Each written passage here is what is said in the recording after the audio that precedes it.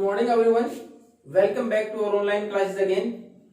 In the last class we have continued with our fourth lesson of civics, growing up as boys and girls. कि किस प्रकार हम एक लड़के के तौर पर या लड़की के तौर पर बड़े होते हैं, किस प्रकार हमें अलग अलग व्यवहार सिखाया जाता है, किस प्रकार के हमें गेम्स अलग अलग बताए जाते हैं, किस प्रकार हमें ड्रेसअप होने के लिए बोला जाता है कि लड़की की क्या जिम्मेवारियां हैं, लड़के की क्या हैं, किस प्रकार उसको बिहेव करना चाहिए, आगे जाके क्या कुछ रिस्पॉन्सिबिलिटीज रहेंगी।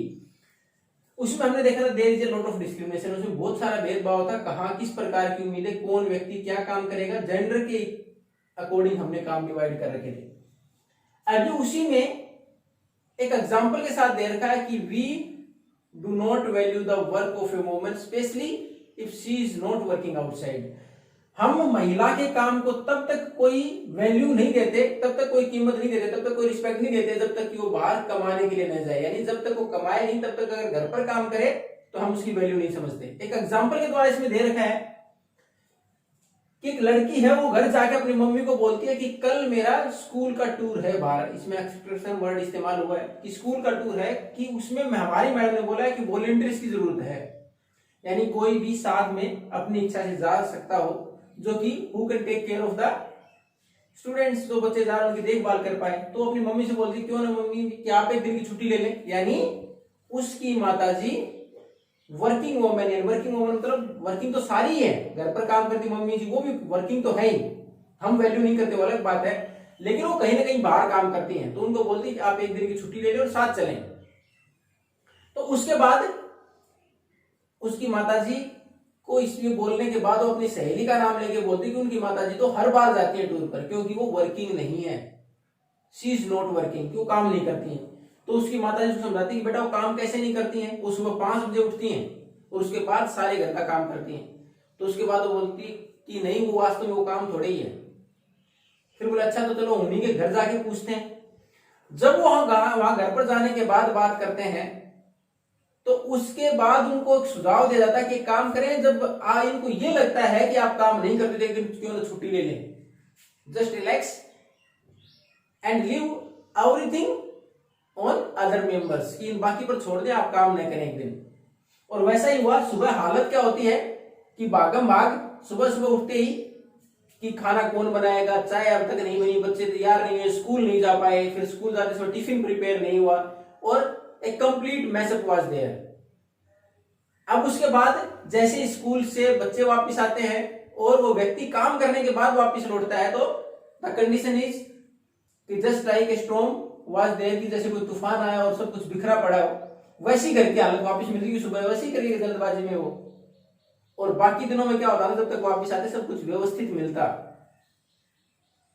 उसके बाद फिर कि वो मैं थका हूं चाहे, फिर उनको याद आता है कि नहीं आज जो घर पर महिला है वो तो छुट्टी पर है, स्ट्राइक पर है। तब उनको समझ में आता है कि नहीं वो भी काम है और वो बहुत जरूरी काम है जो घर की व्यवस्था को चलाने के लिए जरूरी है। तो उस एग्जाम्पल में दर्शाया गया था किस प्रकार महिलाओं के काम की कीमत नहीं समझते जबकि उनकी जिम्मेवारियां बहुत बड़ी हैं परिवार में। उसमें नीचे देखा what are the works done by the woman specially taking care of the children, एक बच्चों की देखभाल करना, उनको बड़ा करना, जिम्मेवारियों तक पहुंचाना। उसके बाद घर में जो बुजुर्ग है उनकी देखभाल करना, उसके साथ जो बीमार है उनकी देखभाल करना। अब इसी प्रकार एक और एग्जांपल दे रखा है, अगर कोई डोमेस्टिक वर्कर है, डोमेस्टिक हेल्पर है या फिर मेड जिसको हम बोलते हैं घर पर काम करने के लिए जो आया, उसका एक एग्जांपल दे रखा है कि वो किसी एक अमीर महिला के घर पर काम करती है। वो सुबह 5 बजे से और रात को कई बार 10 से 12 बज जाते हैं उसको वापिस सोने में। उस घर में 3 है, वो उसका काम है किचन का, उसके अलावा 2 लड़कियां और रखी हुई है जो कि साफ सफाई का काम करती हैं। उनको ब्रेकफास्ट में 1 कप चाय के साथ केवल 2 सूखी रोटी दी जाती हैं, तीसरी अलाउ नहीं है। उसके बाद रात के टाइम पर फिर उनको 2 रोटियां अलाउ हैं। उसके बाद जो खाना बनाती है उसको वापिस जाके जो साफ सफाई करती है लड़कियां बोलती हैं कि 1 रोटी एक्स्ट्रा बना के दे दो हमें, तो वो उनको चोरी छिपे रोटी देती है। उसके बाद उसको गुस्सा भी आता है और अपमानित भी महसूस करती है कि क्या हमें एक अच्छे व्यवहार के लिए भी हमें अच्छा व्यवहार भी नहीं मिल सकता, पैसा मिल रहा है नहीं मिल रहा है वो भी बहुत कम पे किया जाता है इन सारी जिम्मेवारियों के लिए, कम से कम व्यवहार तो अच्छा हो, ये ह्यूमैनिटी का एस्पेक्ट शुड बी देयर, कम से कम मानवीय व्यवहार हो, उनको भी एक इंसान समझ के काम कराया जाए। तो ये सारी चीजें इस लेसन में दे रखा है किस प्रकार हम वैल्यू नहीं करते उस काम की जो काम घर पर किया जाता है, क्या और पे करने के लिए नहीं किया जा रहा है केवल। अगर वही महिलाएं बाहर काम करती हैं तो उस काम की कीमत समझी जाती है। अब उस काम का एक छोटा सा एग्जांपल लें, अगर वही काम हम किसी को बाहर से पैसा देकर कराएं तो तब वैल्यू होगी उस काम की, तब हमें महसूस होगा कि हाँ इट्स कॉस्ट, कि हमें लागत आ रही है इस चीज की। तो महिलाओं के काम को सम्मान नहीं दिया जाता और न ही उनको पुरुषों के बराबर वेतन दिया जाता है। अब अगर गांव की बात करें, गांव और शहरों के अंदर भी बहुत सारी जिम्मेवारियां ऐसी हैं जो केवल पुरुषों के लिए नहीं है, महिलाओं के लिए है। उसमें गांव की अगर बात करें सबसे ज्यादा परेशानी है टू कलेक्ट फायरवुड, अगर बाहर से लकड़ी लेके आनी है चूल्हा जलाने के लिए तो महिलाएं लेके आएंगी। To fetch water from outside, अगर पानी दूर से लेके आना है, पानी की अवेलेबिलिटी नहीं है घर पर नल के द्वारा, तो महिलाएं लेके आती हैं। अगर बाहर से कोई बोझ वगैरह खासकर चारा वगैरह जानों के लेके आना तो महिलाएं लेके आएंगी।